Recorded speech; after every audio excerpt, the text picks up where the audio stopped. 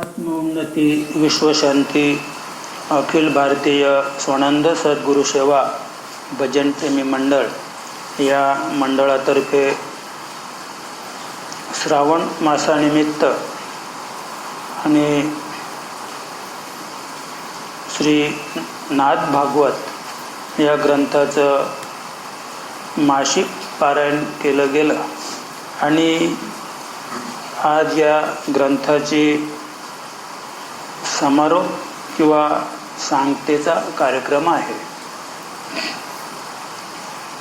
एकंदरीत आजचा दिवसाचा विषय पाहिला तर माऊली सांगायची की आपला जो परमार्थ आहे तो जगाच्या उलटा आहे आणि तुकोबांचं तेच मत आहे, तुम्हा सारिके चालावे आम्हा स्वहिता मुकावे. म्हणजे समाजाच्या नियमामध्ये आपण समाजाच्या चौकटीत आपण चाललो तर समाजाची जी चौकट आहे ती नेमकी आध्यात्मिक परमार्थाला विरोधाभास आहे. आणि म्हणून आज खरं म्हणजे भागवत प्रारंभ आहे, भागवत सप्ताह प्रारंभ जिथे आहे तिथे आम्ही भागवत सप्ताहाची समाप्ती करून राहिलेलो आहे आज असं आहे. तर आज खरं म्हणजे भागवत सप्ताह प्रारंभ म्हणजे आज त्या सप्ताहाला सुरुवात आपल्याला करायची आहे. आणि असं हे भागवत जे आहे तर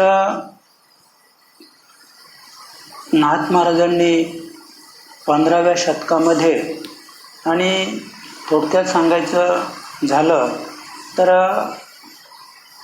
5,500 वर्षापूर्वी भगवान श्रीकृष्णाने जे गीता तत्व म्हणजे श्रीमद भगवत गीता अर्जुनाला कुरुक्षेत्रावर सांगितली. त्याचे 12 स्कंद आहेत आणि हे 12 स्कंदामध्ये विणलेली श्रीमद भगवत गीता आणि त्या श्रीमद भगवत गीतेवर माऊलीने टीका केली तर तसं वास्तविक पाहता श्रीमद भगवत गीतेवर टीका केली असं त्याचा अर्थ नाही आहे. तर श्रीमद भगवत गीतेतील 10वा स्कंद जो आहे त्या 10व्या स्कंदावर माऊलीने टीका केलेली आहे असं आहे. आणि 10व्या स्कंदावर टीका केल्यानंतर पुन्हा 350 वर्षानंतर माऊलीच्या लक्षात आलं की आपण सुद्धा जी श्रीमद भगवद्गीतेवर जी 10व्या स्कंदावर जी टीका केलेली आहे म्हणजे 10वा जो स्कंद आहे त्या स्कंदामध्ये भगवान श्रीकृष्ण युद्धसमयी अर्जुनाला झालेला मोह घालवण्यासाठी त्यांनी जे तत्व कुरुक्षेत्रावर अर्जुनाला ग्रथित केलं त्या तत्वाचा विचार 10व्या स्कंदामध्ये मांडलेला आहे. आणि ते जे तत्व आहे ते अति गहन तत्व आहे आणि गहन तत्व सर्वसामान्य जीवाला पटणार नाही, उमगणार नाही. म्हणून पुन्हा 350 वर्षानंतर माऊलीला हे समजलं आणि मग नाथरायांच्या रूपाने पुन्हा माऊली अवतार स्थित झालेले आहे सगुण स्वरूपाला येऊन. आणि मग नाथ महाराजांना त्यांनी दृष्टांत दिलेलं आहे की माझ्या गळ्याला पिंपळाची मुळी लागलेली आहे म्हणून. आणि मग नाथ महाराज आपल्याबरोबर 300 शिष्य घेऊन आळंदीला गेले. 15 दिवस त्यांनी माऊली ज्ञानोबारायांच्या समाधीचं स्थानाचा शोध घेतला आणि बरोबर 15व्या दिवशी सगळी मंडळी थकली, इंद्रायणीच्या काठावर बसली दुपारी आणि नाथ महाराज एकटेच एक फेरफटका मारण्यासाठी निघाले आणि त्यांना ते समाधीस्थान सापडले. नाथ महाराज एकटेच त्या समाधीस्थानापर्यंत त्या विवरामध्ये पोहोचले आणि त्या ठिकाणी माऊली ज्ञानोबाराया आणि नाथ महाराज यांचं जे काही हितगुज झालं म्हणजे माऊलीच्या कंठाला पिंपळाची मुळे लागली होती तर हा एक बाह्य विचार झाला. प्रत्यक्ष आध्यात्मिक क्षेत्राचा विचार केला तर काहीतरी एक रिद्धी-सिद्धी प्रवर्तक एक माऊली प्रभाकर महाराज सांगायचे की असा एक तो अध्याय होता, असं काही ज्ञान त्या गीतेमध्ये उगीच अनावधानाने भरलं गेलं. आणि मग ते नंतर माऊलीला समजलं की हे समाजाच्या अहितकारक आहे आणि म्हणून नाथांना सांगितलं की तेवढं कमी कर. आणि नाथांनी तेवढं रिद्धी-सिद्धी प्रवर्तक जे ज्ञान होतं ते गीतेमध्ये नाही आहे, असं ते नाथांनी ते ज्ञान कमी करून आणि मग पुन्हा जी सार्थ ज्ञानेश्वरी आपण जिला म्हणतो ती जशी आहे तशी नाथ महाराजांनी पुन्हा लिहून आणि समाजापुढे ठेवलेले. आता आपण जे पाहतो आज ज्ञानेश्वरी आहे, तर ही म्हणजे माऊलीच्या हस्तलिखित नाही आहे असे. आणि माऊलीचेच अवतार स्थित नाथ महाराज असल्यामुळं त्याने जशी आहे तशीच लिहिली ती असं आहे. म्हणजे त्यांनी काय पुन्हा त्याचा अभ्यास केला आहे असं नाही, ते त्यांचेच अवतार स्थित असल्यामुळं. जसं आपण मागे पाहिलं की लोकमान्य टिळकांनी जे म्हणजे जेलमध्ये जे तत्व त्याने प्रतिपादित केलं ते हस्तगत केल्यानंतर ते बाहेर जेव्हा आले तेव्हा पुन्हा त्याने जसे तशीच ती मांडणी केली. तर त्याचप्रमाणे नाथांनी सुद्धा ती जी टीका होती गीतेवरची 10व्या स्कंदावरची तिची जशीच्या तशी नाथांनी लिहून काढली. आणि मग शेवटी शेरा मारला ज्ञानेश्वरी पाठी, जो ओवी करील मराठी तो अमृताच्या ताटी जाण नरोटी ठेवली. की म्हणजे कोणी त्याच्यावर काही वेगळं भाष्य करण्याची गरज नाही आहे, जे आहे जशी आहे तशीच ती ठेवली पाहिजे. आता दुसरी एक गीता निघाले व श्रीमद भगवद्गीता जशी आहे तशी, पण मी नेहमी विचार करतो की त्यांना सांगावं लागलंय श्रीमद भगवद्गीता आणि खाली त्यांना टीक द्यावी लागली की जशी आहे तशी, म्हणजे ती तशी नाही. काही गोष्टी अशा आहेत जीवनामध्ये की ती तशी नाही आहे म्हणून सांगावं लागलं की जशी आहे तशी. आता तुम्ही तिचा अभ्यास करा, वाचा, ती जशी आहे तशी नाही.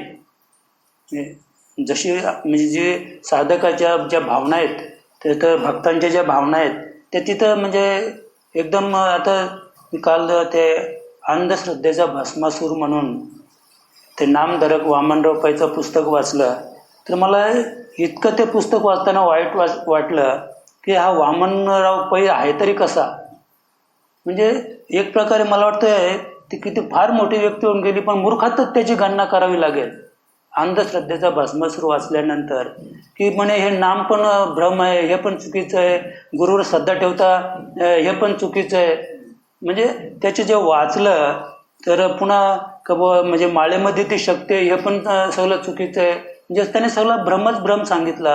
आणि तुम्हाला सांगतो की म्हणजे माणसं भ्रमात बुडलेले आहेत. आता हा वामनराव पै याच्याकडे कुठलंच चिन्ह नाही खरं म्हणजे, आणि त्या संस्थेमध्ये लोक आहेत ते मांसाहारी पण आहेत, पण त्याचे ज्ञान आहे. आपल्याला फक्त त्याचं ज्ञान घ्यायचं आहे. आपलं काय करायचं त्याच्यापासून काही आपल्याला प्राप्ती असेल तर ती घ्यायची आहे. जसं आता समजा देवाची ओळख, हे संत निरंकार जे आहेत तर त्यांचं एक पुस्तक आहे माझ्याकडे छोटं, देवाची ओळख. तर फार सुंदर पुस्तक आहे. मी त्याच्यातून फार घेण्यासारखं आहे ते घ्या. त्याच्यातून जे आपल्याला घेण्यासारखं आपलं जे पोषक आहे ते आपलं घ्यायचं. अन्यथा म्हणजे त्याच्यात भारावून जाऊ नका. त्यांच्याकडे काहीच नाही आहे, वामनराव पैकडे काहीच नाही. म्हणजे हे आता आपण 100% स्पष्ट सांगतो आपल्या मुखातून की त्याच्याकडे काहीच नाही आहे. त्याने जरी सगळं लिहिलंय तरी हे त्याने काय लिहिलंय, त्याच्या बुद्धीच्या बळावर त्याने म्हणजे शास्त्राचा अभ्यास करून त्याने लिहिलंय.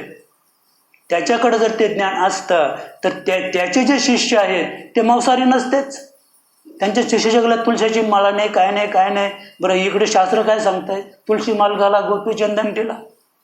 चिन्ह आहे का आपल्याकडं? चिन्ह नसेल तर तुम्ही ज्ञान सांगण्याच्या योग्यतेचं नाही, तर तुमचा तो व्यवसाय चालू आहे. पुस्तकं छापायची, विकायची हा तुमचा व्यवसाय असं आहे. तर म्हणजे एकंदरीत जीवन प्रणाली आपण पाहिली तर आपल्याला म्हणजे माऊलीने जे तत्व आपल्याला दिलेलं आहे त्या तत्वाचा यथासांग आपल्याला विचार करायचा आहे. आणि म्हणून आता हे जे भागवत आहे तर मग गीतेचे उट्टे भागवताने काढले असं भागवताच्या पूर्वसंध्येमध्ये सांगितलेलं आहे. पण मी त्यालाही विरोध करतो की गीतेचं उष्ट जर काढलंय तर ही तर 11व्या स्कंदावरची टीका आहे. म्हणजे 10व्या स्कंदावरची टीका आहे का ही भागवत? म्हणजे नाथांनी 10व्या स्कंदावर टीका केली असती तर मग बरोबर आहे की मग ती पण गीता म्हणजे ज्ञानेश्वरी आहे ही 10व्या स्कंदावरची टीका आहे. आणि मग त्याच्यात काहीतरी गहन वाटलं, काहीतरी कठीण वाटलं आणि म्हणून मग नाथांनी ज्ञानेश्वरीचा विस्तार केला. ते मान्य आपल्याला. पण ज्ञानेश्वरीचा विस्तार जर नाथांनी केला असेल तर इथे सुद्धा म्हणजे भगवंताने अर्जुनाला जे तत्वज्ञान सांगितलं तेच भागवतात पाहिजे होतं. मी ज्या अर्थी अर्जुनाला सांगितलेलं तत्वज्ञान भागवतात नाही त्या अर्थी हे ज्ञानेश्वरीची कॉपी आहे का? हिला ज्ञानेश्वरीची कॉपी म्हणताच येणार नाही. हिला तेव्हा ज्ञानेश्वरीची कॉपी म्हणता आली असती की याच्यामध्ये भगवंतानेच ते ज्ञान अर्जुनाला सांगितलेलं आहे आणि तेच नाथ महाराजांनी विस्ताराने लिहिलं नाही का. म्हणजे 700 श्लोकामध्ये ज्ञानेश्वरी जी आहे ती 700 श्लोके आहे, 9034 ओव्या आहेत. आता इथे म्हणजे भागवताचा विचार केला तर हे दुप्पट आहे. 1500 श्लोक आहेत भागवताचे आणि 18,798 ओव्या आहेत. म्हणजे जवळजवळ दुप्पट आहे असं आहे. आणि अध्याय पण किती आहेत? 31 अध्याय आहेत असं आहे. म्हणजे पण विचार केला तर फक्त माऊलीने ज्ञानेश्वरीत ते दिलेले दृष्टांत आहेत तेच दृष्टांत मी प्रगल्भ आणखी म्हणजे मोठ्या स्वरूपात म्हणजे अशा पद्धतीने त्याने यात वर्णन केलेलं आहे. बाकी ज्ञान तेच आहे. मग ज्ञानासाठी तुम्ही कुठेही जा, तुम्ही पुराणाकडे जा, शास्त्राकडे जा, वेदाकडे जा, कुठेही गेलं तरी ज्ञानात काही फरक पडणार नाहीये. म्हणजे जरी भगवंताने अर्जुनाला गीता जरी सांगितली तरी ते सुद्धा भगवंताचे म्हणजे स्वतःच्या मतीचं ते ज्ञान नाही आहे. कारण वेद जर अपौरुषेय आहेत, फक्त फरक एवढा सांगितलाय की अपौरुषेय वेद कोणाच्या श्वासातून निर्माण झाले? भगवंताच्याच. म्हणजे भगवंताच्या श्वासातून वेदाची निर्मिती आहे आणि भगवंतांच्या मुखातून गीता तत्व अर्जुनाला सांगितलं गेलं. म्हणजे मुखातून आणि श्वासातून एवढाच फरक आहे. पण वेद हे अपौरुषेय आहेत. मग ज्ञानेश्वरी किंवा भगवंताने अर्जुनाला जे ज्ञान सांगितलं ते अपौरुषेय आहे का? ते अपौरुषेय नाहीये. एका सगुण स्वरूप घेऊन आणि आपल्या मुखातून ते प्रत्यक्ष वर्णन केलेलं आहे. म्हणजे ते अपौरुषेय नाहीये. मग अपौरुषेय ते आहे. अपौरुषेय ते की आयझॅक न्यूटनने एक शोध लावला. शोध लावला म्हणजे तो आधी नव्हता का? ते आधीच तत्व म्हणजे ते आधीच होतं. गुरुत्वाकर्षणचा शोध की आपण एखादी वस्तू आहे की अशी आपण वर फेकली तर ती पुन्हा खाली येऊन पडते. तर तिची कक्षा पृथ्वीची 320 किलोमीटर. म्हणजे 320 किलोमीटरच्या वर तुम्ही फेकलेला गोळा गेला तर तो पृथ्वीवर पडणार नाही. तो कुठे पडेल तो मलाही सांगता येणार नाही. मग पृथ्वीवर नाही पडणार तो. पृथ्वीची कक्षा संपली. मग हा जो आयझॅक न्यूटनने काढलेला नियम आहे तो आधी नव्हता का? तो आधीच होता. तो मागे पण मी सांगितलं की पाणी लागलं म्हणजे ते बोरिंग मारताना पाणी वर आलं की तो मालक नाचायला लागतो, उड्या मारायला लागतो. पाणी लागलं. अरे पाणी आहे याची खात्री तर आधीच करून घेतली तुम्ही. म्हणजे पाणी आहे याची खात्री करूनच बोरिंग मारली. मग पाणी लागलं म्हणतात कसा काय येईल? आणि पाणी तिथे नसतं तर मग लागलं बरोबर असतं. मला काय सांगायचंय? आणि पाणी नसतं तर लागलंच नसतं. तिथे झराच नसतं तर पाणी लागलं असतं का? तसं म्हणजे पृथ्वीच्या गुरुत्वाकर्षणाचा नियम हा म्हणजे गुरुत्वाकर्षण शक्ती ही आधीच होती. जसं म्हणजे जो इलेक्ट्रिकचा शोध लागला त्या पतंगाच्या धाग्याने त्याला शॉक लागला. मग त्याने ते म्हणजे त्याला शास्त्रज्ञ म्हणतात की ते विचार करतात, आपण विचार नाही करत असं. मग त्याने विचार केला शॉक का लागला, मग त्याच्यातून मग त्याचा शोध लावला. मला हे सांगायचं आहे. मग ती इलेक्ट्रिक पॉवर जी आहे ती आधी नव्हती का? आधीच होती. तसं अपौरुषे याचा अर्थ असा आहे की जे ज्ञान भगवंताने अर्जुनाला सांगितलं, जे ज्ञान भगवंताने उद्धवाला सांगितलं, जे ज्ञान आम्ही आमच्या कानाने ऐकतो आणि जे ज्ञान 4 वेद 6 शास्त्र 18 पुराणात ग्रथित केलेलं आहे ते आधीच आहे. म्हणजे ते केव्हाच आहे हे मलाही सांगता येणार नाही, भगवंतालाही सांगता येणार नाही. पण ज्याने ज्याने ते ग्रथित केलं त्याने तो अभ्यास केला आणि तो अभ्यास फक्त एकच आहे, ओम. तो जो अभ्यास आहे, मग 4 वेदाचा अभ्यास करण्यासाठी मग व्यासमुनीला कुठं जावं लागलं? कुठंच जावं लागलं नाही. ठाईच बैसून फक्त ओमचा अभ्यास केला आणि ओमचा अभ्यास केल्यानंतर ओम पासून एका वेद स्फुरलं, त्याला वेद स्फुरलं, ते ज्ञान स्फुरण पावलं आणि ज्ञान स्फुरण पावल्यानंतर त्याने ते लिहिलं. मग त्याला पुन्हा कमी वाटलं, मग एका वेदाचे 4 केले. अद्याप त्याला वाटलं अद्याप समाजासाठी काहीतरी करावं, मग 18 पुराणाची प्राप्ती केली. अद्याप त्याला वाटलं अद्याप समाजासाठी आपण काहीतरी केलं पाहिजे, अजून 4 शास्त्राची निर्मिती केली. पण या सगळ्याचं मूळ काय आहे? ओम. सगळ्याचं मूळ आहे ओम. म्हणजे सगळ्या ज्ञानाचं मूळ ओम आहे. म्हणजे ओमचा उच्चार केला, ओमचा अभ्यास केला आणि त्याच्यातून प्रगल्भ असं जे ज्ञान म्हणजे स्फुरण पावलं आणि ते ज्ञान व्यासांनी समाजापुढे ठेवण्याचा प्रयत्न केला. आणि त्याच न्यायाने या ठिकाणी नाथ महाराज हे 15व्या शतकात जन्माला येऊन आणि त्याने हे ज्याला आपण भागवत म्हणतो त्या भागवताची निर्मिती केली. म्हणजे भागवत खरं म्हणजे भागवत त्याला म्हणतात की ज्याच्यामध्ये 12 स्कंद आहेत. 12 स्कंद आहेत त्याला भागवत म्हणतात. आणि त्या 12 स्कंदांपैकी 11व्या स्कंदावर माऊलीने जी टीका केली त्याला नाथ भागवत म्हणतात. म्हणजे हे एकनाथी भागवत आहे, हे भागवत नाही. तुम्ही जर आता मग भागवत रहस्य बघा, भागवत रहस्यामध्ये 12 स्कंद आहेत. मग भागवत रहस्य म्हटलं तर ते रहस्य कसलं आहे? वास्तविक याचं रहस्य पाहिजे ते. म्हणजे नाव काय पुस्तकाचं? भागवत रहस्य. पण भागवत रहस्य पाहिलं जर उघडलं तर तिथे स्कंदाची निर्मिती आहे बुवा, एक पहिला स्कंद दुसरा स्कंद. मग तेव्हा विचार करावा लागला की अरे भागवत रहस्य कसं म्हणता येईल याला? भागवत रहस्य म्हणजे भागवतावर टीका होईल. म्हणजे नाथ महाराजांनी जे भागवत निर्माण केलेलं आहे तर त्याच्यात काय आहे की भगवंताने उद्धवाला जे तत्व सांगितलं ते ग्रथित केलेलं आहे असं आहे. आणि भागवत रहस्यामध्ये 12 स्कंदाची निर्मिती आहे. म्हणजे त्रोटक प्रत्येक स्कंदामध्ये कशा प्रकारे जे सांगितलं गेलं त्याची माहिती आहे असो. तेव्हा हे जे भागवत आहे तर नाथ महाराजांनी समाजासाठी अगदी हे सोपं केलेलं आहे. आणि नाथांना सुद्धा ही एक भगवान श्रीकृष्णाची स्फूर्ती आहे असे. जसं आता एकंदरीत नाथांचं वाङ्मय पाहिलं तर 60,000 ओवीचं त्यांचं वाङ्मय आहे. 60,000 40,000 ओव्या नुसत्या भावार्थ रामायणाच्या आहेत असं आहे. आणि 18,798 भागवताच्या आहेत.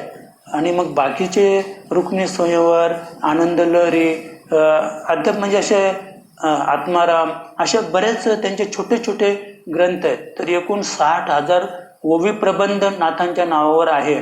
त्याचप्रमाणे म्हणजे एकनाथ महाराजांची गाथा आहे, एकनाथ महाराजांचा हरिपाठ आहे, एकनाथी भारूड आहे. म्हणजे अनेक असं म्हणजे काव्य नाथांनी आपल्या जीवनामध्ये वर्णन केलेलं आहे. आणि त्याच्या जीवनाकडे आपलं जायचंच नाही. पण नाथांच्या जीवनामध्ये म्हणजे 2 मुली, 1 मुलगा हरिपंडित म्हणून, आणि 1 गोदावरी आणि 1 गंगा असं आहे. मग ती गंगा आणि तिचाच नातू मला वाटतं एक मुलगा तो मुक्तेश्वर म्हणून, जो कवी मुक्तेश्वर म्हणून जो प्रसिद्धीला आला तो त्यांच्याच वंशातला होता. आणि असं हे नाथ महाराज म्हणजे त्यांची जीवन प्रणाली पाहिली तर फारच उत्तम आणि सुरेख त्यांचं जीवन आहे. प्रपंचामध्ये राहून उत्तम अशा प्रकारे त्यांनी परमार्थ केला. जी स्थिती तुकोबारायांची झाली ती स्थिती नाथांची झाली नाही. जरी समाजाने वालीस टाकले तरी सुद्धा त्यांचा जो व्यवहार होता, जो प्रपंच होता, जो संसार होता, त्या संसारापासून ते पारके झाले किंवा पोरके झाले नाहीत. संसारातच राहून, प्रपंचात राहून, आणि आपल्या पत्नीने सुद्धा त्यांना योग्य साथ दिली आणि योग्य साथ दिल्यामुळं त्याने आपल्या जीवनामध्ये आपलं जीवन यशस्वी घडवलं आणि यशापर्यंत ते पोहोचले असे नाथ महाराज.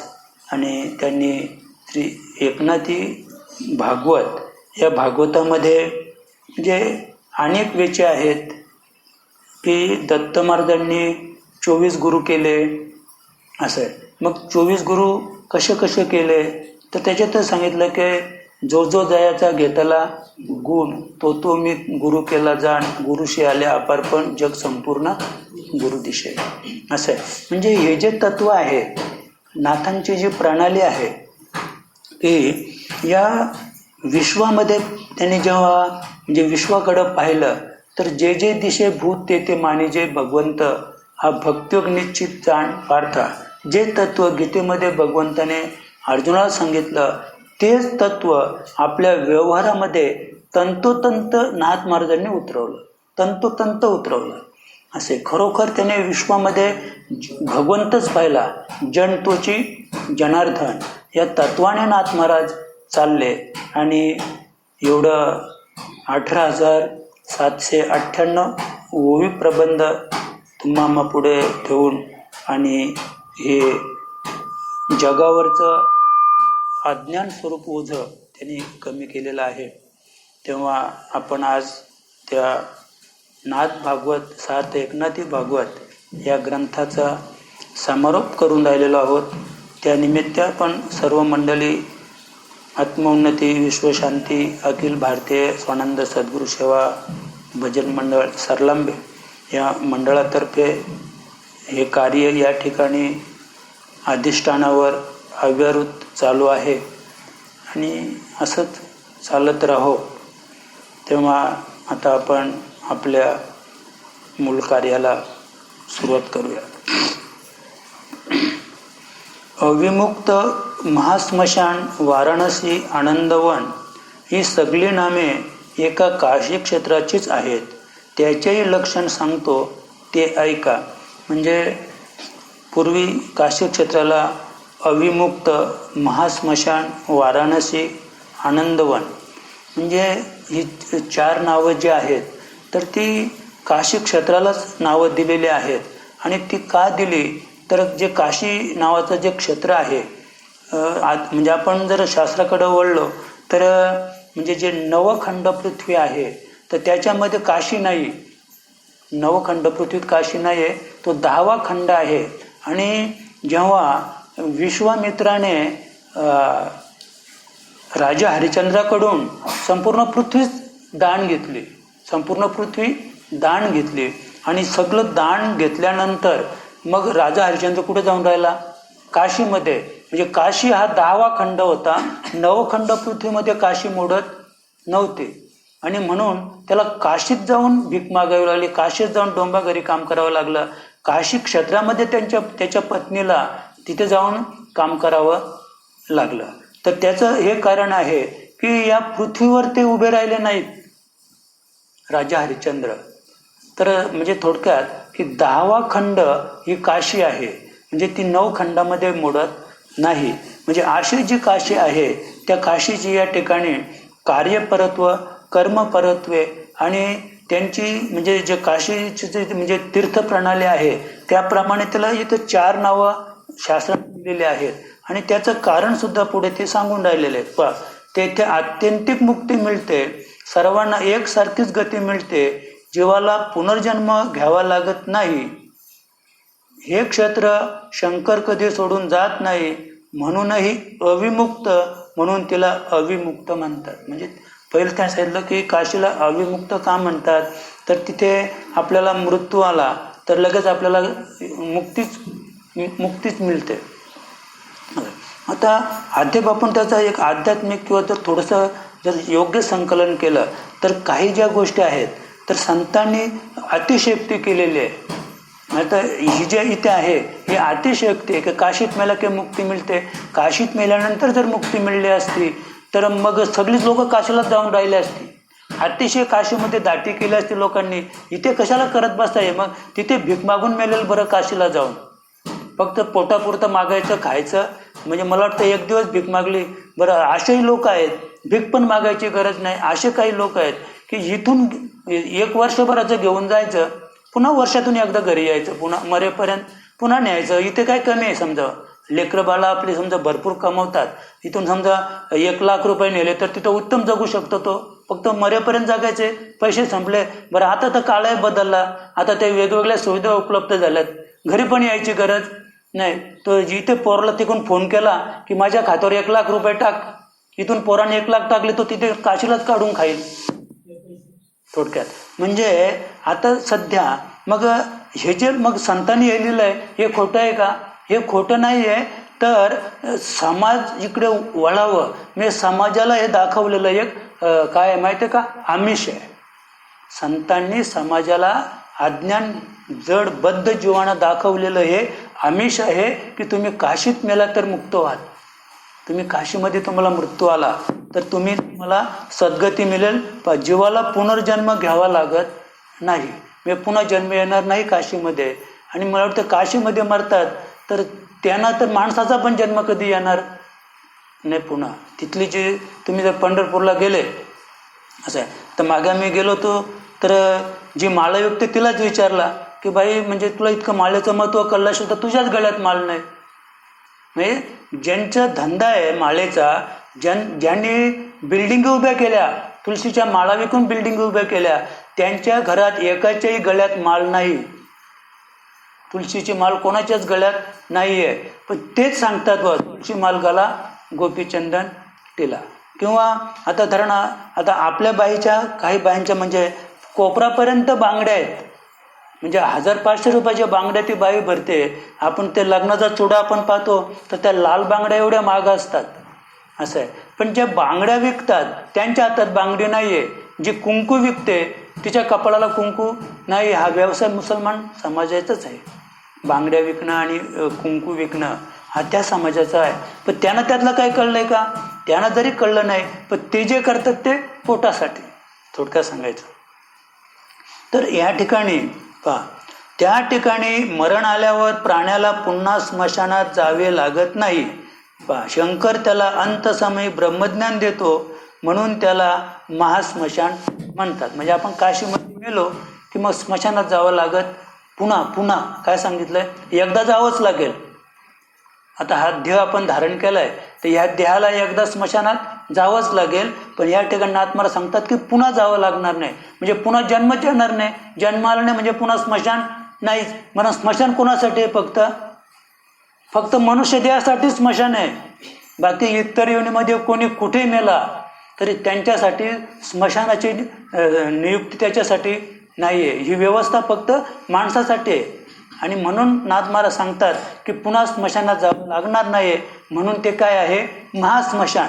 म्हणजे कुठे जावं लागणार नाही? काशीत मेल्यानंतर पुन्हा त्याला स्मशानात जावं लागणार नाही, म्हणून काशी हे महास्मशान आहे. एकदा तुम्ही स्मशानात जाल पुन्हा नाही, म्हणून ते महास्मशान.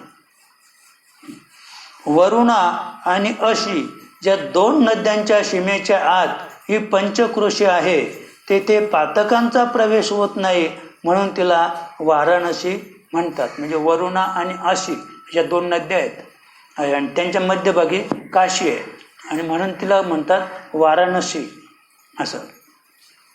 पहा, वरुणा पातके नष्ट करते व अशी नदी महादोषांचे क्षालन करते. आता वरुणा नावाची नदी आहे, आपण त्याच्यात स्नान केलं तर आपल्या आयुष्यात जेवढी आपण पातकं केली, जेवढं पाप केलेलं आहे तेवढ्या पापांचा नाश होईल. आणि अशी नदी महादोषांचे क्षालन, म्हणजे जे महादोष आहेत, महादोष म्हणजे इथे पातकं आणि महादोष सांगितलेले आहेत. म्हणजे पातकं म्हणजे आपले क्रियामान आणि संचित कर्म, क्रियामान आणि संचित कर्माचा नाश काय करते? म्हणजे वरुणा जी नदी आहे असे ती करते. आणि अशी नदी जी आहे ती महापातकं म्हणजे प्रारब्ध कर्माने जे आपलं जे प्रारब्ध आहे ते महादोष आहेत, तो महादोष आहे. आणि तो महादोष अशी नदीमध्ये आंघोळ केला की जातो असं आहे. पहा, या 2 नद्यांच्या मध्ये विश्वेश्वर नगरी आहे, तिला वाराणसी म्हणतात. म्हणजे हे जे काशी क्षेत्र आहे, भगवान शंकराचं जे निवासस्थान आहे त्याला वाराणसी म्हणतात. ते विश्वेश्वराचे क्रीडास्थान आहे, तेथे शंकर आनंदाने क्रीडा करतो, म्हणून त्याला आनंदवन म्हणतात. तेथे यावे व मरण पावावे अशी देवांनाही इच्छा असते. असे म्हणजे ते काय आहे, आनंदवन, पुढे त्याला संज्ञा दिलेले आनंदवन. म्हणजे आनंदवन म्हणजे काय, तर भगवान त्या ठिकाणी आनंदाने क्रीडा करतात. आता त्या ठिकाणी जी क्रीडा आहे ती कोणाचे, भगवान शंकराची क्रीडा आहे. मग आपल्याला तो आनंद भोगता येईल का, भगवान शंकराबरोबर? आणि तो आनंद भोगायचा असेल आपल्याला तर शिवाशी जे शिवाची होऊने तो आनंद भोगता येईल आपल्याला, पण आपल्याला शिवस्वरूपाला प्राप्त व्हावं लागेल. आणि शिवस्वरूपाला आपण जर प्राप्त झालो नाही तर आपल्याला म्हणजे त्या आनंदाच्या वाटेकरी आपलं होता येणार, तो मुळात आपल्याला कळणारच नाही तो आनंद. असे कारण शिव तो आनंद भोगतो स्मशानात बसून आनंद भोगतो. मग आपल्याला तो आनंद स्मशानात मिळेल का? स्मशान तर कसं आहे, उदास आहे. असं आहे. आणि मग आपण जो आनंद पाहतो तो कुठे पाहतो, बायका मुलांच्या मध्ये, म्हणजे पैशा अडक्यामध्ये, धन दौलतीमध्ये, घरादारामध्ये, घराकडे पाहिला म्हणजे त्याचा तोच आनंद भोगतो. मानसिक आनंद, कलर पाहिला, घर पाहिलं, सुंदर आहे, समजा त्याच्या लोक काही म्हणत, पण ज्याने बांधलंय, ज्याने कलर लावलाय, त्याने त्याची जी डोकं लढवून ते घर बांधलंय, तर तो घराकडेच पाहतो आणि तो आनंद भोगतो. मग समजा त्या घरामध्ये अजून 4 माणसं दुसरी इतर आली तर त्यांना तो आनंद आहे का? त्या घराचा आनंद जो मालकाला आहे तो इतरांना काय आहे, इतरांना का नाही तो, तर ते तिथे कसे क्षणभंगूर. आणि हा कसा आहे, कायमस्वरूपी, शाश्वत आहे. ज्याने घर बांधलंय तो घराकडे पाहतो, तो तिथे कसं आहे, शाश्वत आहे. म्हणजे त्याला चंद्र सूर्य तोपर्यंत मरण नाहीये. पण तिथे जे आलेले आहेत 4 पाहुणे, नातेवाईक सोयरे किंवा अन्य कोणी त्याचे मित्रमंडळी, तर ते क्षणभंग, त्यांना कशाला आनंद वाटेल, त्यांना माहिती चहा घेतला आपला चालला. म्हणजे त्यांना ते तिथे लिप्त आहेत का, ते तिथे लिप्त नाही. तेथे जिवंतपणे सुग्रास अन्नाने तृप्ती होते व मरणोत्तर खात्रीने मुक्ती मिळते, म्हणूनही त्याला आनंदवन म्हणतात, असे शंकराने पार्वतीला सांगितले आहे. असं म्हणजे हे अशा प्रकारे नाथांनी या ठिकाणी एक अतिशयोक्ती केलेली आहे की जेणेकरून माणसं ही परमार्थाला लागावीत. माणसांचे जे विचार प्रणाली आहे त्याच्यात काहीतरी बदल व्हावा आणि त्यांनी मरणाचा विचार करावा, काय उत्तम मुक्ती मिळत असेल. आता तिथे बा सुग्रास म्हणजे चांगल्या प्रकारचं उत्तम जेवण जर काशीला मिळत असेल, मिळतं म्हणजे तिथे चालूच आहेत. म्हणजे जे दुपारी आणि संध्याकाळी तिथे जेवणावर चालूच आहे सतत रात्रंदिवस. पण तिथे मिळणारं जे जेवण आहे ते चांगल्या पद्धतीचे, म्हणजे त्याला आपण प्रसाद म्हणतो, तो प्रसादही तिथे मिळतो. म्हणजे थोडक्यात की भीक सुद्धा मागायची गरज नाहीये. पंढरपूरला आपण गेलो तिथे पण 2-4 ठिकाणी चालू आहे ते, असं आहे. किंवा आपण अजून तिरुपती बालाजीला गेलो तिथे आहे, शेगावला गेलो आपण तिथे आहे. फक्त तिथे आपण वेळेवर हजर झालो पाहिजे. असो अशा या वाराणसीमध्ये मणिकर्णिकेच्या महान तीरावर पंचमुद्रा पीठामध्ये या एकादश स्कंदावर मी टीका लिहिली. म्हणजे अशा पद्धतीने. आणि नाथ महाराज सांगतात की मी याचे जे 5 अध्याय आहेत ते 5 अध्याय मी कुठे लिहिले, त्र्यंबकेश्वरला. असं आहे, त्र्यंबकेश्वरला 5 अध्याय लिहिले गेले. आणि पुढे एका शिष्याने ते 5 अध्याय घेऊन तो काशीला पारायण करायला गेला आणि त्या ठिकाणी तिथले जे धर्ममार्तंड आहेत त्यांच्या लक्षात आलं. आणि लक्षात आल्यानंतर त्यांनी ते 5 अध्याय काय केले, पाण्यामध्ये फेकून दिले. कथा नाही सांगत, पण ते जे 5 अध्याय भागवताचे, तर गंगादेवीने ते वरच्यावर लगेच झेलले आणि गंगेचा स्पर्श झाला, गंगा मातेचा स्पर्श झाला. म्हणून ते जे 5 अध्यायी भागवत होतं त्या 5 अध्यायी भागवताला काशीमध्ये समाधी देण्यात आली. 5 अध्यायी जे भागवत होतं त्या भागवताला काशीमध्येच काय केली, समाधी दिली. आज पण आपण तर नाही गेलो, पण सांगतात ती समाधी तिथे आहे, लोक त्या समाधीचं दर्शन घेतात. असं आहे. आणि मग उर्वरित जे आहे भागवत याचं हे संपूर्ण लिखाण काशी क्षेत्री झालेलं आहे. म्हणजे नाथ महाराजांनी काशी क्षेत्री भागवताची म्हणजे पूर्ण अवस्था ती प्राप्त केलेली आहे. एकादश स्कंदावर मी टीका लिहिली, ती टीका ऐकून संतांना संतोष झाला. जनार्दन स्वानंदी तुष्ट झाले. 5 अध्याय संपताच त्यांनी आपल्या मुखाने वर दिला की, म्हणजे हे जे वाङ्मय आहे नाथ महाराजांचं, तर ते पाहिल्यानंतर, कारण ती जनार्दन स्वामींचीच इच्छा होती की तू समाजासाठी काहीतरी कर. आणि जेव्हा भागवत लिहायला सुरुवात केली, 5 अध्याय लिहिले. आणि 5 अध्याय हे जनार्दन स्वामींच्या संघामध्येच त्यांनी लिहिलेले आहेत. आणि म्हणून ते 5 अध्याय लिहिल्यानंतर त्यांना अतिशय म्हणजे स्वानंद, म्हणजे स्वतःच्याच आनंदाची उर्मी ती उठली जनार्दन स्वामींच्या ठिकाणी, की खरोखर नाथांनी जे कार्य हाती घेतलेलं आहे ते यशस्वी हो आणि शेवटाला जावं, म्हणजे असे कृपादान त्यांनी नाथांना केलं. हा ग्रंथ कोणतेही विघ्न न येता सिद्धीत जाईल. याने ज्ञानी सुखी होतील, मुमुक्षूंना परमार्थ लाभेल, साधक भवसागर तरुण जातील. असं आहे. म्हणजे हे त्रिवार सत्य या ठिकाणी नाथांनी हे त्रिवार सत्य लिहिलेलं आहे. पहा की हा ग्रंथ कोणतेही विघ्न न येता सिद्धीत जाईल. याने ज्ञानी सुखी होतील.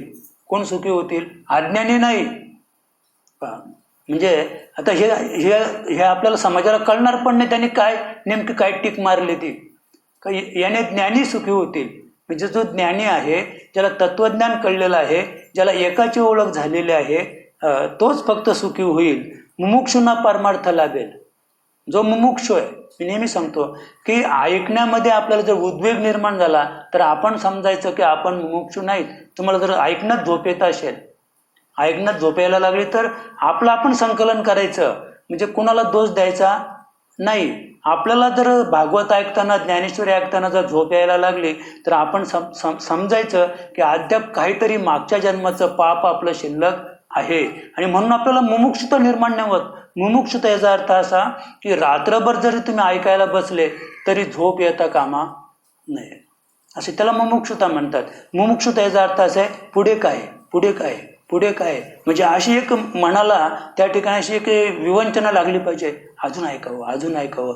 म्हणजे श्रोत्याला असं वाटलं पाहिजे की अद्याप वाचा, अद्याप वाचा. किती वाजले बाबा? 10ला बंद करायचंय ना, पण तरी श्रोत्याला असं वाटलं पाहिजे अरे 10:30 वाजू दे ना, 10:30 वाजू दे ना.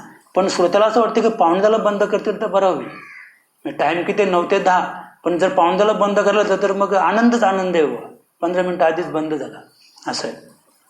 फार सुंदर. मुमुक्षूंना परमार्थ लाभेल. पहा, साधक भवसागर तरुण जातील. कोण? साधक. साधक कोणला म्हणतात? ज्याने साध्य केलं. साधक दशाचा अर्थ काय? जो साध्यापर्यंत पोहोचलेला आहे, ज्याला हे परमतत्व ज्याला साध्य झालं तो साधक. तो साधक या भवसागर तरुण जाईल, असे नाथ महाराजांचं मत आहे. आणि हे त्रिवार सत्य, या तिन्ही गोष्टी त्रिवार सत्य आहेत. असं की जो साधक दशेमध्ये आहे, जो साध्यापर्यंत पोचलेला आहे, तो भवसागर तरुण जाईल, याच्यात कुठल्याही प्रकारची शंका नाही. जो मुमुक्ष आहे, ज्याला शास्त्राविषयी गोडी आहे, ज्याला आवड आहे, तो सुद्धा मुक्त दशेला जाईल. असं म्हणजे. आणि जो ज्ञानी आहे त्याच्या बाबतीत बोलायचं, तो ज्ञानीच आहे. ज्ञानासारखा ज्ञानीच, आकाशासारखं आहे. रामायणाचं युद्ध कसं आहे? राम रावणासारखं आहे. तसं जो ज्ञानी आहे तो ज्ञानी कसा आहे? तर तो ज्ञानासारखाच. थोडक्यात ज्ञानी कसा आहे? तर ज्ञानी हा ज्ञानासारखा आहे. याच्या व्यतिरिक्त त्याला दुसरी उपमा देता येणार नाही. मग तो सुखी होईल. तो सुखीच आहे. जो ज्ञानी आहे तो सुखीच आहे. तो त्याच्या आयुष्यात कधीच दुःखी होणार नाही. भोळे संसारी जण यांचे पठण व श्रवण करतील व हरीचे भक्त होतील आणि लोक सन्मार्गी होतील. असं आहे. म्हणजे एवढा फायदा भागवतापासून आपल्याला होईल. ही टीका जरी मराठीत आहे तरी ज्ञानदान देण्यास समर्थ आहे. त्यांनी कृपादृष्टीने मजकडे पाहिले तेव्हा मी त्यांना विनंती केली की या ग्रंथाचा अर्थ जाणण्याची इच्छा करणारे जे जिज्ञासू लोक असतील त्यांना ब्रह्मभावाने ब्राह्मणांची भक्ती प्राप्त व्हावी व त्यांना नामामध्ये प्रीती उत्पन्न व्हावी. ते ब्रह्मद्वेष्टे होऊ नयेत. निंदेला त्यांनी स्पर्शही करू नये, कारण ब्रह्मद्वेष केल्याने समूलक्षय होतो व निंदेजवळ सर्व पातके जमतात. असं म्हणजे त्यावेळेला म्हणजे फार द्वेषात्मक भूमिका होती. जातीयवाद उफाळून उठला होता. आणि मग त्यावेळेला जे भूदेव संताशी सदा नमावे, म्हणजे त्या काळातले भूदेव म्हणजे ब्राह्मण होते. आणि म्हणून या ठिकाणी नाथांनी ब्राह्मणांना आद्य मान दिलेला आहे. कारण ब्राह्मणांना जर आद्य मान दिला नसता तर ब्राह्मणांनी हे भागवत पण जाळून टाकलं असतं. असे म्हणजे हे भागवत सुरक्षित राहावं, भागवत जनसामान्यापर्यंत पोचावं आणि चंद्र सूर्य आहे तोपर्यंत हे ज्ञान तेवत राहावं, म्हणून नाथांनी पहिल्यांदा कुणाला मान दिला? ब्राह्मणांनाच मान दिला की हे भूदेव आहेत, त्यांची सेवा करा. अशी त्यांची निंदा करू नका. त्यांची निंदा केली तर आपल्याला काय होईल? पातक लागेल. ही माझी विनंती ऐकून जनार्दन स्वामी प्रसन्न झाले व मी जे वरदान मागितले ते त्यांनी स्वतः उच्चारून दिले. म्हणजे एवढी नाथांची जी अवस्था आहे, जी मानसिक प्रक्रिया आहे, जी स्वानंदाची उर्मी आहे, ती पाहिल्यानंतर आणि तीच अवस्था जनार्दन स्वामींची होती. आलिंगने घडे मोक्ष सायुज्यता जोडे, किंवा आलिंगने संतांची या दिव्य झाली माझी काया. म्हणजे जी स्थिती नाथ महाराजांची ती स्थिती जनार्दन स्वामींची. म्हणून नाथ महाराजांनी जनार्दन स्वामींकडे जे वर मागितले, जी इच्छा केली ती इच्छा म्हणजे इच्छा केली ते कृतकृत्य झालो. तुकोबारा सांगतात, कृतकृत्य झालो, इच्छा केली ते पावलो. या न्यायाने आणि नाथ महाराजांवर जनार्दन स्वामींनी कृपा केली. या ग्रंथावर ज्याची अनन्य भक्ती असेल त्याच्या मनात निंदा व द्वेष उत्पन्न होणार नाहीत, त्याची नामावरील प्रीती अतिशय वाढेल. म्हणजे किती सुंदर असं वरदान जनार्दन स्वामींनी नाथ महाराजांनी दिलेलं आहे की तुझे हे जे वाङ्मय समाजापुढे ठेवलेलं आहे, तर ते वाचलं आपण, त्याच्यावर आपण प्रेम केलं तर तो जो साधक आहे, तो जो भक्त आहे, तो कधीच कुणाची निंदा स्तुती किंवा द्वेष करणार नाही असे. आणि त्याची नामावरचं जे प्रेम आहे, म्हणजे भागवत जे आहे तर ते नामस्मरणासाठी अतिशय पोषक आहे. गीतेपेक्षा म्हणजे ज्ञानेश्वरीपेक्षा सुद्धा भागवत हे अतिशय पोषक आहे. कारण भागवत म्हणजे ही प्रेममूर्ती आहे असं आहे. म्हणजे भागवतामध्ये इतकं सुंदर सुंदर म्हणजे गोपगवलनींची क्रीडा वर्णन केलेले आहे. म्हणजे भागवत म्हणजे प्रेमाचंच अक्षरशः प्रतीक आहे. आणि म्हणून या ठिकाणी नामावर प्रीती वाढेल यात नवल नाही आहे. आपण जर भागवत श्रवण केलं तर आपोआपच आपली जी नामस्मरणावरची जी प्रीती आहे, नामस्मरणावरचा तो विश्वास आहे, तो अधिक दृढ होईल आणि माणसं ही नामस्मरणाला लागतील. विद्वान अविद्वान यांचा विचार न करता त्यांची ब्राह्मण भक्ती दृढ होईल व त्यामुळे त्याला ब्रह्मप्राप्ती नक्की होईल. म्हणजे त्याने विद्वान आणि अविद्वान, आता वास्तविक विद्वान कोण आहेत? ब्राह्मणच नाही का? विद्वान हे ब्राह्मणच आहेत. अविद्वान यांचा विचार न करता, आता अविद्वान कोण आहेत? अविद्वान पण ब्राह्मणच आहेत असं आहे. म्हणजे ब्रह्म जाणेसो ब्राह्मण, म्हणजे शास्त्राने त्यांना संमती दिलेले की ज्याला ब्रह्माची ओळख झाली तो खरा ब्राह्मण. अन्यथा आपण ब्राह्मण समाजात जन्माला आलो, ब्राह्मण जातीत जन्माला आलो म्हणजे आपण ब्राह्मणच आहोत असं सांगता येणार नाही. तो एक माणूस म्हणून जन्माला आलेला आहे. म्हणजे आपण विद्वान असलो पाहिजे, आपल्याला ते तत्व कळलं पाहिजे. हरिनामासारखे दुसरे सद्भावाने युक्त साधन नाही. म्हणजे हरिनाम जे आहे म्हणजे भगवंताचं जे नामस्मरण आहे त्याच्यापेक्षा अजून काही वेगळं असं साधन या विश्वामध्ये नाही. एकच साधन आहे नामस्मरण, फक्त आपल्याला करायचं आहे आणि ते सुद्धा योग्य सद्गुरूकडून आपल्याला प्राप्त झालेलं असावं. व ब्राह्मणासारखा दुसरा देव नाही, या ग्रंथाची भक्ती नित्य वाढत जाईल. काय सांगितलं की जगामध्ये ब्राह्मण जो आहे त्याच्यापेक्षा अजून वेगळा कोणी देव नाही आहे. कारण म्हणजे सध्या कलियुगात ब्राह्मण हाच पृथ्वीवरील देव आहे असं नाथांचं मत आहे. असे वरदान देऊन जनार्दनांनी मला हृदयाशी धरून आलिंगन दिले व पुढे म्हणाले, या ग्रंथावर ज्याची भक्ती असेल त्याचे भवबंधन मी तोडून टाकेन असं. म्हणजे अशा पद्धतीने जनार्दन स्वामींनी नाथांना वरदान दिलं की तू फक्त ब्राह्मणांची सेवा कर, ब्राह्मणांचे वाव कर, ब्राह्मणांचा मोठेपणा कर, म्हणजे तुला काही भय नाही, अभय. थोडक्यात म्हणजे जनार्दन स्वामींनी कळत न कळत नाथांना काय दिलेले, अभय दिलेले आहे की तुला भीतीच नाही.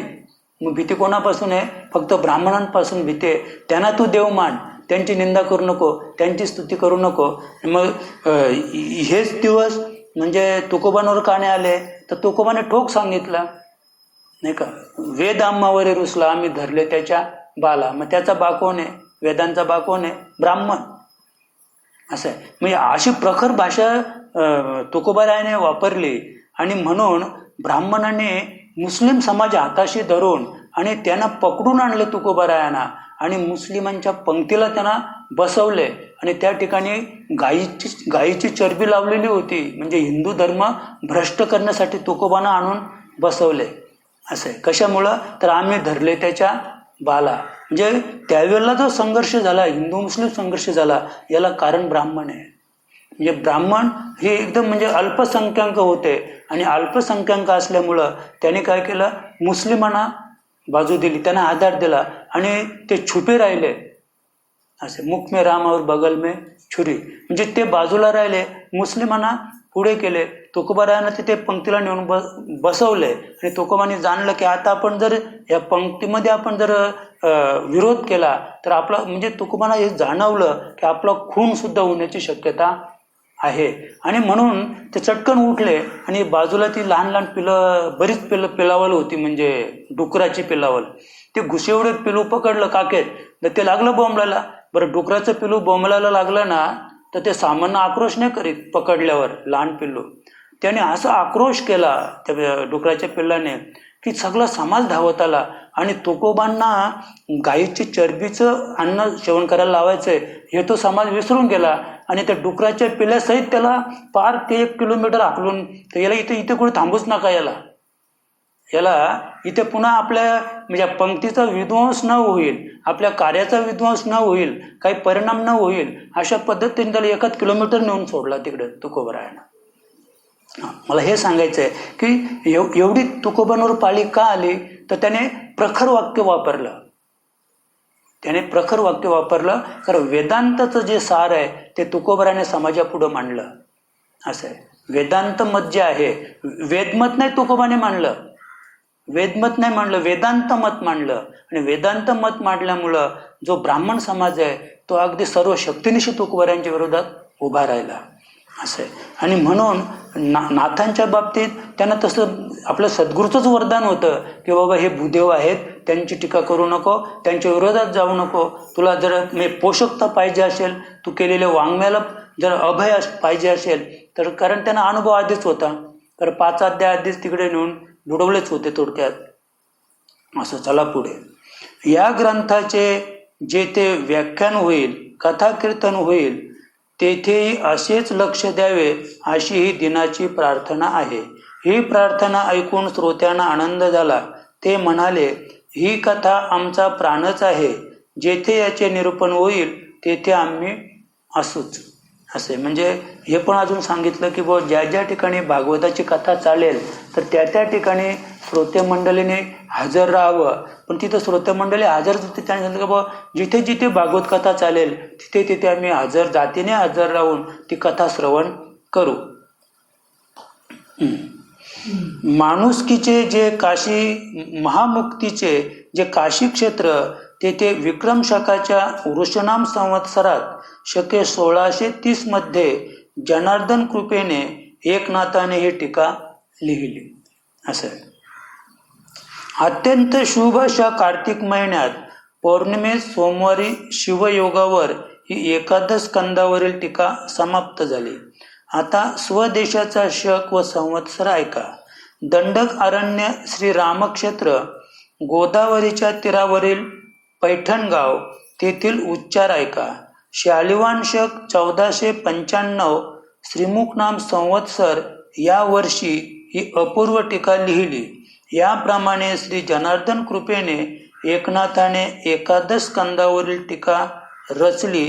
तिचा काळ 2 प्रकारांनी संवत व शक यांनी उल्लेख केला.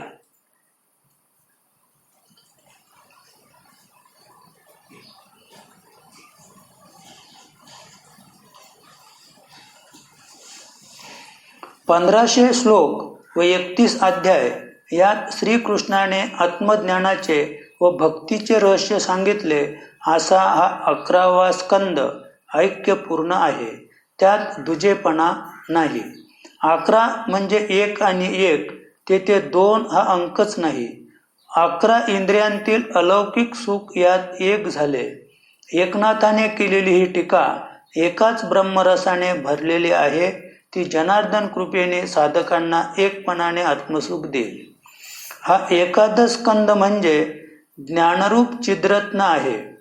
माझ्या नावाने श्री जनार्दनाने ग्रंथ रचला व माझ्या तोंडून वदविला. एकनाथ जनार्दना शरण आहे व जनार्दनाला एकपणा प्रिय आहे. सूर्याचे किरण जसे अंधार पूर्णपणे घालवितात, म्हणजे थोडक्यात जनार्दन स्वामी आणि एकनाथ महाराज हे दोन्ही कसे आहेत, एकरूपच आहेत. म्हणजे जनार्दन स्वामी आणि एकनाथ महाराज हे भेदरूपाने शिल्लक नाहीत, म्हणजे अभेद रूपानेच ते दोघे आहेत. तसा जनार्दनाच्या तेजाने एकत्व प्रकाशित झाले व त्याने संपूर्ण ग्रंथच प्रकाशित केला. तो एकाने जनार्दनाला अर्पण केला आहे. म्हणजे तत्व इतकं सुंदर त्याने सांगितलेलं आहे की सूर्य आहे तर चंद्र जो आहे तो सूर्याकडून प्रकाश ग्रहण करतो, म्हणजे थोडक्यात सूर्याकडून तो कर्ज घेतो. आता आपण पाहतो का नाही, आता आपल्या TDC बँक किंवा इतर जे बँक आहेत त्या कर्ज देतात, पण त्या बँका काय करतात, रिझर्व्ह बँकेकडून कर्ज घेतात. म्हणजे पैशाची जी देवाणघेवाण आहे ती फार वेगळी आहे.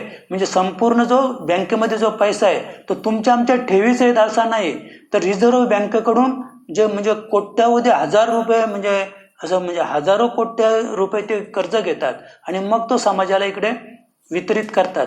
आणि जेव्हा कर्ज किंवा त्या सोसायटीने आपलं कर्ज माफ केलं, सोसायटीने कर्ज माफ केलं की त्यावेळेला त्या बँकेचं कर्ज ती रिझर्व्ह बँक भरते. रिझर्व्ह बँक त्यांच्याकडं आपलं कर्ज वर्ग करते आणि आपलं वाटतं आम्हाला माफ झालं. म्हणजे आपल्याला सोसायटीने माफ केलं नाहीये, सोसायटीमध्ये तो पैसा रिझर्व्ह बँकेकडून आलाच.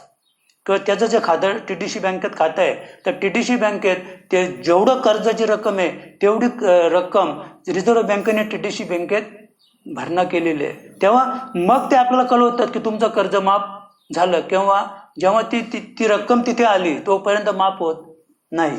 तसं किती सुंदर या ठिकाणी जनार्दनाच्या तेजाने एकनाथ म्हणजे एकनाथ महाराज जे आहेत ते जनार्दन महाराजांच्या तेजाने ते प्रकाशित झाले. कोण म्हणजे जे जनार्दन पंथानं आपल्या एकनाथ महाराजांकडे जे तेज प्राप्त झालं त्यांना, ते तेज कोणाचं होतं, जनार्दन पंथांचं तेज होतं पा. आणि व त्याने संपूर्ण ग्रंथच प्रकाशित झाला असं आहे. म्हणजे त्या तेजामुळे ग्रंथ प्रकाशित झाला. असं जसं आपलं उदाहरण की सूर्याकडून चंद्राने तो सूर्याचं ते चंद्राने घेतलं आणि चंद्राने सगळी पृथ्वी प्रकाशित केली.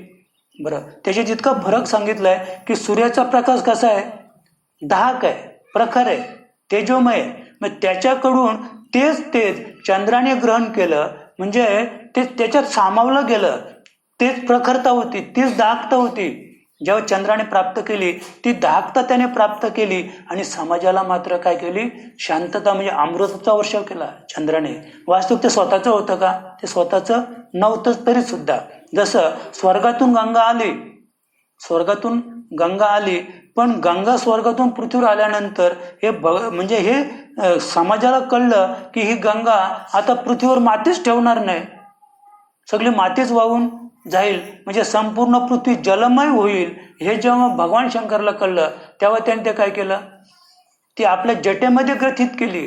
गंगा आधी आपल्यामध्ये सामावून घेतली आणि मग योग्य जेवढं पाहिजे तेवढं खाली. आता जी गंगा आपण जिला गंगा म्हणतो ती शंकराच्या जटेतून निर्माण झालेली आहे. मग ती आधी नव्हती का, ती आधी पण होती, पण जे आधी जी होती ती जगाला त्रासदायक झाली असती. ती जगाला त्रासदायक होऊ नये म्हणून भगवान शंकराने तिला आधी आपल्या जटेमध्ये स्थान दिलं आणि जटे स्थान दिल्यानंतर तिची क्षमता कमी केली. त्याची क्षमता आता इथे हे लाईट आहे, समजा इथे लाईट आहे, मग आता बाहेर पाहिलं का 22,000 व्होल्ट्स लाईट आहे. बाहेर किती आहे, 22,000 व्होल्ट्स. ते 22,000 व्होल्ट्स तुमच्या घरामध्ये आली तर इथे तुम्हाला कुठलाच लोखंडाचा तुकडा ठेवता येणार तुम्ही लोखंडाला स्पर्श केला तरी लगेच मराल तुम्ही. आता हे कपाट ठेवता येणार नाही, ते 22,000 व्होल्ट्स तर या वायरमध्ये असली तर तुम्ही त्या कपाटाला हात लावला का मेले तुम्ही, कारण वीज त्याच्यामध्ये आलेलीच आहे. कशामुळं तर ती किती आहे 22,000 व्होल्ट्स.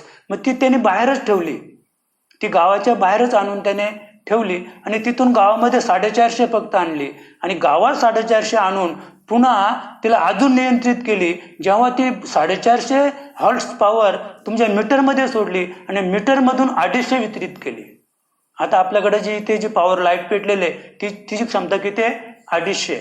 कारण हे ज्यांनी तिची निर्मिती केली त्यांनाही माहीत होतं आणि म्हणून गेली 4 वर्ष बोंबलत होते की डीसी पॉवर चालू केलेले कोणी मेलवर किंवा लोकलवर बसून प्रवास करू नका, कोणी काही प्रयत्न करू नका, ती डीसी चालू एसी आणि डीसी असं आहे. म्हणजे ते 22,000 व्होल्ट्स पॉवर चालू केल्यानंतर आता एवढी माणसं चिपटून मरत नाहीत, ती पूर्ण जळून जातात एवढी शक्ती आहे. तशी थोडक्यात की जनार्दन पंतांनी ते तेज नाथांकडं वितरित केलं. नाथांच्या मार्फत नाथांनी ते काय केलं, ग्रंथाच्या रूपाने तो प्रकाश समाजापुढे मांडलेला आहे. किती सुंदर वर्णन आहे. आणि तो एकाने जनार्दनाला अर्पण केला. जो आता ग्रंथाचा प्रकाश पडला, हा प्रकाश कुठला होता, जनार्दन पंतांचाच प्रकाश, पण तो जनार्दन पंतांकडून त्याने वितरित नाथांकडे केला आणि त्या प्रकाशाच्या झोताने त्याने या ग्रंथाची निर्मिती केली. म्हणजे तो काय असेल, तो प्रकाश म्हणजे ज्ञान प्रकाश होता आणि तो जनार्दन पंतांचा थोडक्यात सद्गुरूचा शिष्यावर केलेला कृपा आशीर्वाद होता. आणि त्या कृपा आशीर्वादाने म्हणजे नाथांनी तोच प्रकाश ग्रंथरूपाने पुढे प्रकाशित केला आणि तो जो प्रकाशित केलेला जो ग्रंथ रूपाने तो जनार्दनाला म्हणजे हा जो ग्रंथ आहे तो नाथांनी पुन्हा काय केला, जनार्दन पंतांच्या पायावर पुन्हा तो अर्पण केला. म्हणजे थोडक्यात सांगायचं असं की आपलं काही जगामध्ये म्हणजे जसं तिकडनं आलं तसं इकडे वितरित केलं. हा भक्तीचा म्हणजे अंतिम टप्पा आहे, भक्तीचं अंतिम ध्येय आहे की जसं म्हणजे आदिनाथ गुरुपासून जसं तत्व गुह्यतम गुह्य बीज नाम इथपर्यंत आलं, ते वरून जसं आलं माझ्यापर्यंत मी तसंच खाली वितरित केलं. इथे माझं काहीच नाहीये. म्हणजे नाथांना फक्त एवढंच सांगायचं की येथे माझं काहीच नाहीये. हे सगळं जनार्दन स्वामींचंच आहे. फार सुंदर आहे. पण जनांमध्ये एकच जनार्दन आहे असे जो जाणतो तो पूर्णपणे मुक्त होतो. म्हणजे आपल्याला हे शिकायचं आहे की संपूर्ण जनतोची जनार्दन, जनतेत जनार्दन आहे या तत्वापर्यंत आपल्याला जायचं आहे. आणि या तत्वापर्यंत आपण गेलो की मग जो जाणतो तो पूर्णपणे मुक्त होतो. म्हणजे आपल्याला मुक्त तसे तेव्हा प्राप्त होईल की जेव्हा आपण कुणाचा द्वेष करणार नाही, कुणाचीच टीका करणार नाही, कुणालाच कमी लेखणार नाहीये. दुसऱ्याच्या दुःख पाहिल्यानंतर जर आपल्याला आनंद होत असेल तर अद्याप विचार करा, अद्याप म्हणजे नामस्मरणाची गती आपल्याला वाढवावी लागेल की एखाद्याच दुःख पाहिलं आणि मनोमन आपल्याला थोडासा जरी आनंद वाटला किंवा थोडंसं सुख वाटलं, दुसऱ्याच्या दुःखामध्येच सुख वाटणारी माणसं आहेत, तर त्यावेळेला आपण पुन्हा संकलन केलं पाहिजे. जसं विश्वामित्र 3 वेळा 20,000 वर्ष तपश्चर्याला गेला. कशासाठी? क्रोध घालवण्यासाठी. असं निश्चय पाहिजे माणसाकडं. आपलं शिकायचं आहे असं. म्हणजे विश्वामित्र म्हणजे सामान्य ऋषी नव्हता, असं त्याला ब्रह्मर्षी पद प्राप्त करून घेण्यासाठी तो 3 वेळा तपश्चर्याला गेला. 20,000 वर्ष तपश्चर्या त्याने 3 वेळा केली. असं आपण सुद्धा एकनिष्ठेने वागलो पाहिजे, जगलो पाहिजे. की नाथ महाराज जर सांगतात की म्हणजे आपण जेव्हा दुसऱ्याचा द्वेष करणार नाहीये, दुसऱ्याला कमी लेखणार नाहीये किंवा दुसऱ्याची निंदा करणार नाहीये किंवा निंदा ऐकून आपल्याला जर सुख होत असेल तर आपण पुन्हा 20 वर्ष तपश्चर्याला गेलो पाहिजे, तपश्चर्या केल्या पाहिजे. अरे त्याची निंदा ऐकून मला बरं वाटलं किंवा त्याचा द्वेष आपण आपल्या मुखाने केला किंवा आपण त्याला कमी लेखलं, दुसऱ्याला कमी लेखल्यानंतर जर आपल्याला किंचित जरी सुख होत असेल तरी आपण 20 वर्ष तपश्चर्या पुन्हा केली पाहिजे. म्हणजे हा आदर्श आपल्याला विश्वामित्राकडून घ्यायचा आहे, आदर्श घ्यायचा आहे आपल्याला विश्वामित्राकडून आणि त्या पद्धतीने आपल्याला पुढे चालायचंय. निश्चित आपण आता इथे शब्द किती सुंदर शब्द आपला मुक्त शब्द नाही वापरला, पूर्णपणे मुक्त. असं म्हणजे एक एक अक्षर याच्यामध्ये जो आहे नाथांनी वापरलेलं एक एक अक्षर आहे, ते अक्षर इतकं श्रेष्ठ आहे की त्याचं आपण संकलन केलं पाहिजे. आता सगळेच मुक्त होणार आहेत, पण इथे माऊली नाथ महाराज सांगतात की जो जाणतो तो पूर्णपणे मुक्त होतो. असं नुसता मुक्त नाही, मुक्त काय मेला का मुक्तच, मेला का मुक्तच. मग ही दशा गेली ना आपली, ही जी देह दशा आहे ती दशा गेली की आपण मुक्तच आहोत. पण पूर्णपणे मुक्त याचा अर्थ चारी देह, आता हा एकच देह झाला, एक देह जाळला काय मुक्तच झाला तो. पण चारी देह जाळून आपल्याला जायचं आहे, आणि ज्याने चारी देह जाळून जो गेला म्हणजे तो जनतेतील जनार्दन पाहतो, जनतेची जनार्दन ही त्याची धारणा होते, आणि नाथ महाराज सांगतात की तो पूर्णपणे मुक्त होतो. पण जे लोक हे जाणत नाहीत ते संसार चक्रात अडकलेले आहेत. काय सांगितलं की हे ज्याने जाणलं नाहीये, ह्यो त्या स्थितीपर्यंत पोचला नाही, तो संसार चक्रात अडकलेला आहे, तो या जन्म मृत्यूच्या रहाटीतून बाहेर पडू शकत नाही. असं झालं, संपलं आपलं. येथे श्रीमद भागवतावरील एकादश स्कंदावरील श्री एकनाथ कृत ओविबद्ध प्राकृत टीकेचा श्रीकृष्ण उद्धव संवादातील मौसुलापाख्यान नावाचा गद्यार्थयुक्त असा 31वा अध्याय समाप्त झाला. येथे एकादश स्कंदही समाप्त झाला. श्री कृष्णार्पण मस्तु. बोला पुंडली करते महाराज की जय. गोपाल कृष्ण महाराज की जय. आदिशक्ति शांता माई की जय. सद्गुरु प्रभाकर महाराज की जय. सद्गुरु शंकर बाबा की जय. गुरुदेव दत्त, गुरुदेव दत्त, गुरुदेव दत्त.